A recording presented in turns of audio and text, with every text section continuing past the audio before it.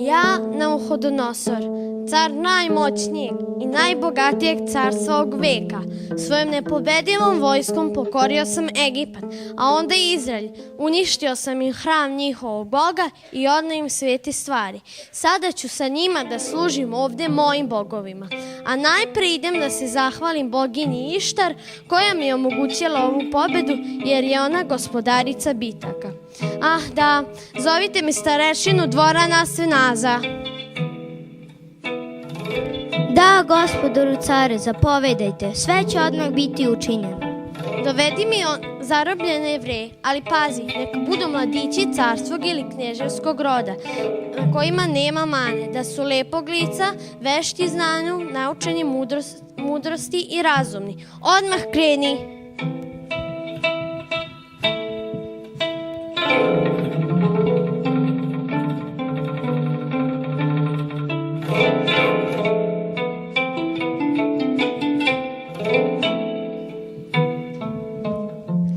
Evo, doveo sam takva 4 momka.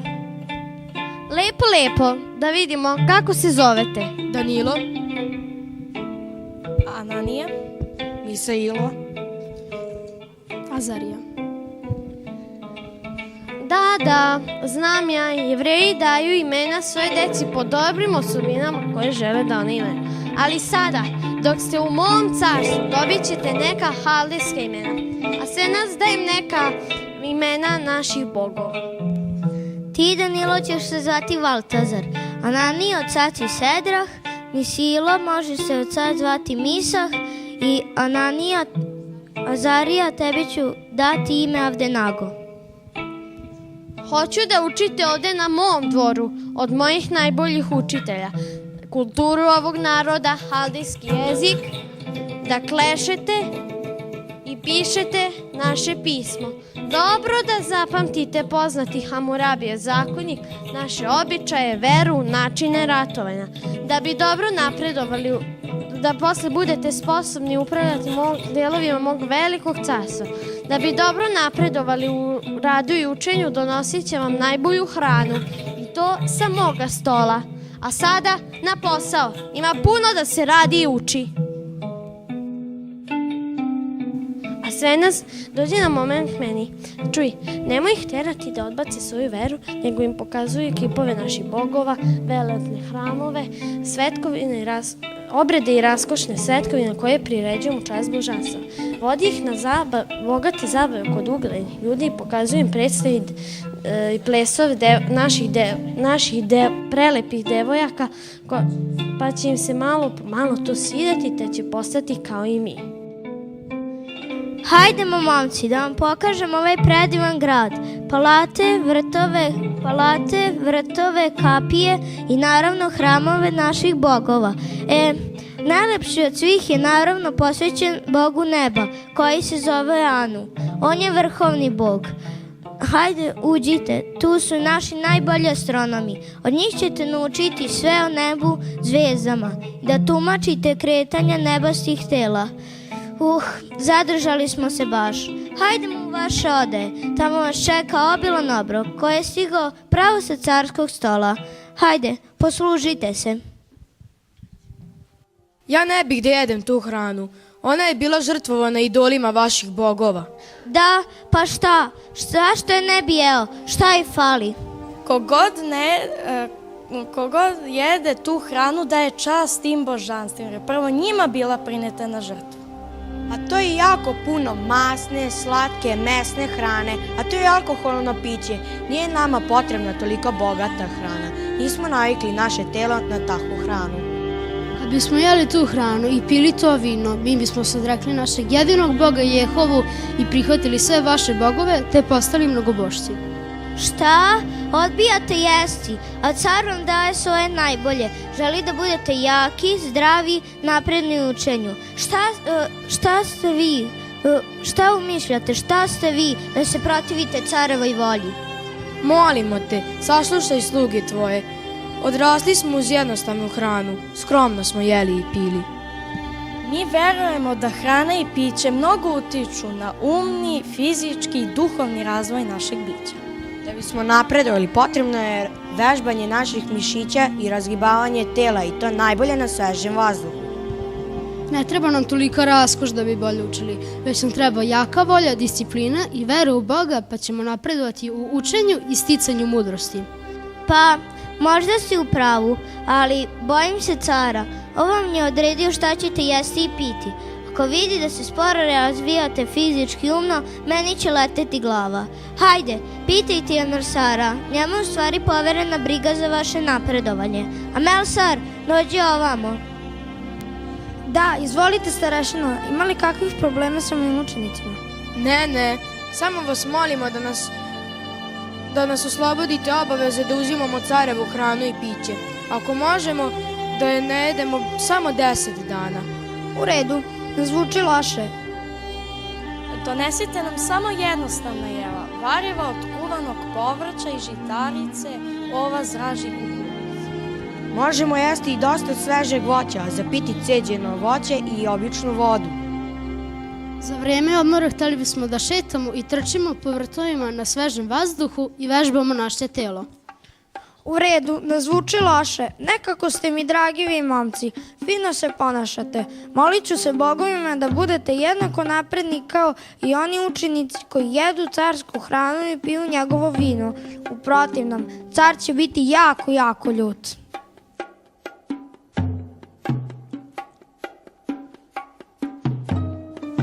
Nakon 10 dana.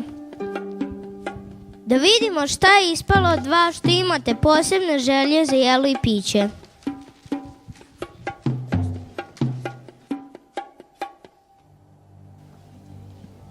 Vidi, lica im rumena, koža zategnuta. Sjajno. Nekako ste i ojačali, osnažili, lepo držanje figura. Dobro, možete nastaviti tako. Bog naš Jehova daće nam razum i mudrost da naučimo sve nauke. Kulturu, književnost, pismo i zakon. Ratne veštine, civilizacijski i istorijski razvoj ove moćne i velike države. Daćemo sve od sebe i uz Božju pomoć bit ćemo onakvi kakav car zahteva i očekuje. A sada ispit.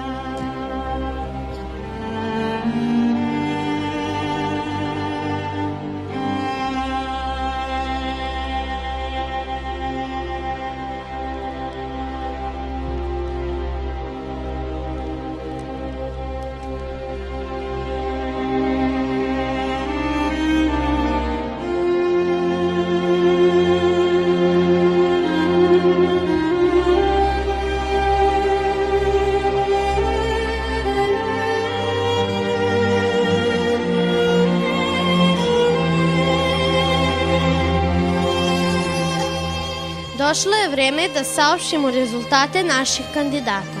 Najbolje su se pokazali jevrejski mladići, a Valtazar, Sedrah, Misah i Avdenago. Priđite. Bili ste 10 puta bolji od svih naučnika, vrača i zvezdara koji imamo u carstvu. Evo po čemu se ističete. Zdravi izraz lica, Uspravno držanje, čvrsti i giba korak, oštra inteligencija, široko znanje, birani i precizni način izražavanja. izrazito umna sposobnost. A Valtasar povrh svega ima moć da razume i tumači utvare i snove. Bravo, momci! Kažite, koja je tajna vašeg neverovatnog uspeha? Naš Bog nebeski je izvor svakog znanja, razuma i mudrosti. Mi činimo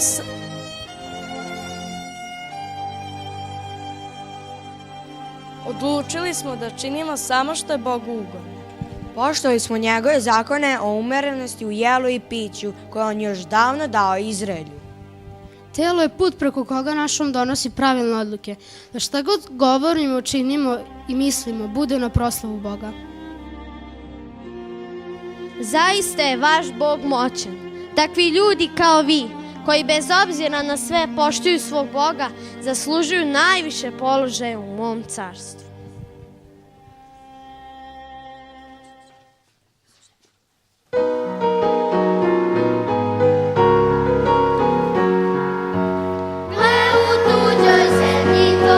Babilonu zlom, gori se na Nilu.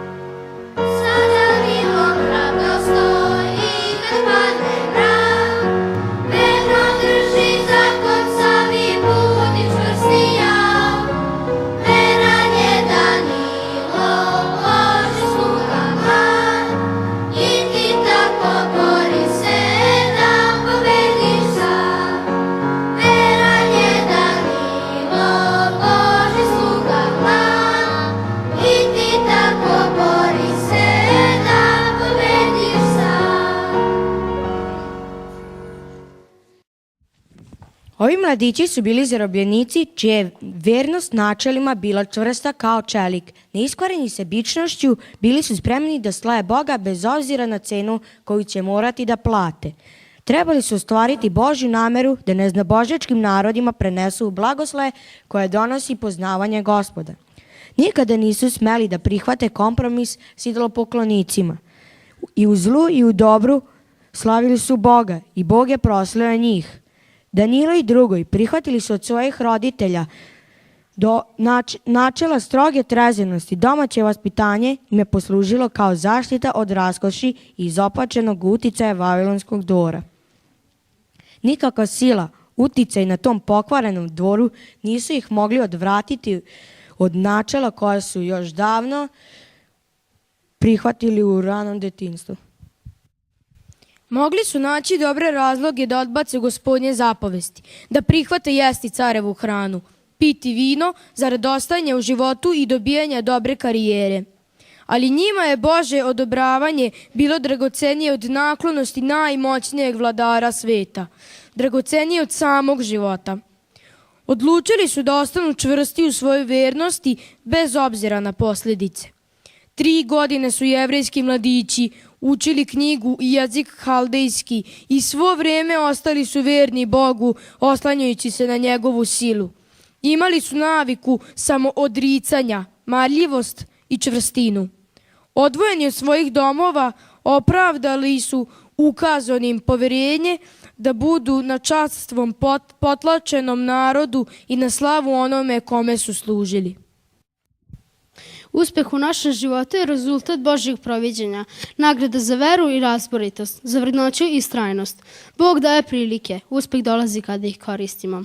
Božje blagodat deluje u svima nama da hoćemo i činimo, ali kada nije zamera za naše napore, Bog će sarađivati sa svima koji se trude da ispune njegovu volju. Biće tu mnogo prepreka, ali Gospod će savladati svaku silu koja hoće da pobedi njegove izabrane. Kao što je pozvao Danila da za njega svedoči u Vavilonu, Bog i nas poziva da budemo njegovi svedoci u današnjem svetu.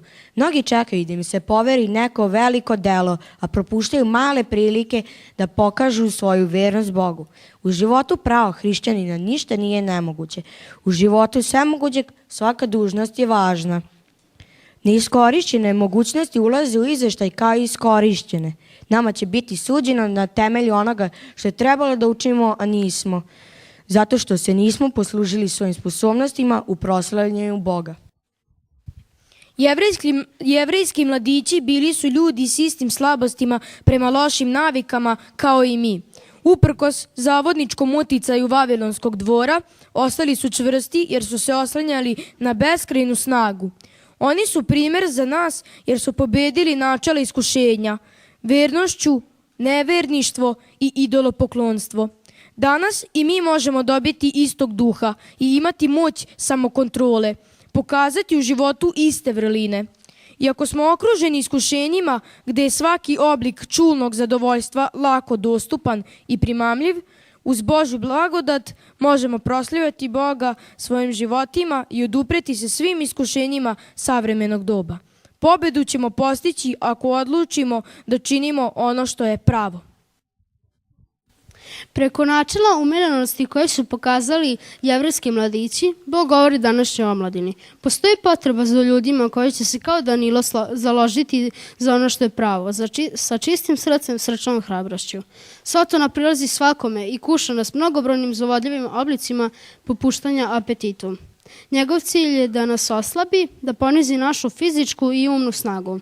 Loši izbori hrane, pića i štetne supstance unizit će naše sposobnosti. Intelektualna snaga, fizičko stanje i dužina života zavise od nepromenljivih zakona zdravlja. Ako poštujemo te zakone, bit ćemo sposobni da pobedimo svoje sklonosti, da pobedimo poglavarstva i vlasti i upravitelje tame ovoga sveta, da se suočimo s duhovima pakosti ispod neba.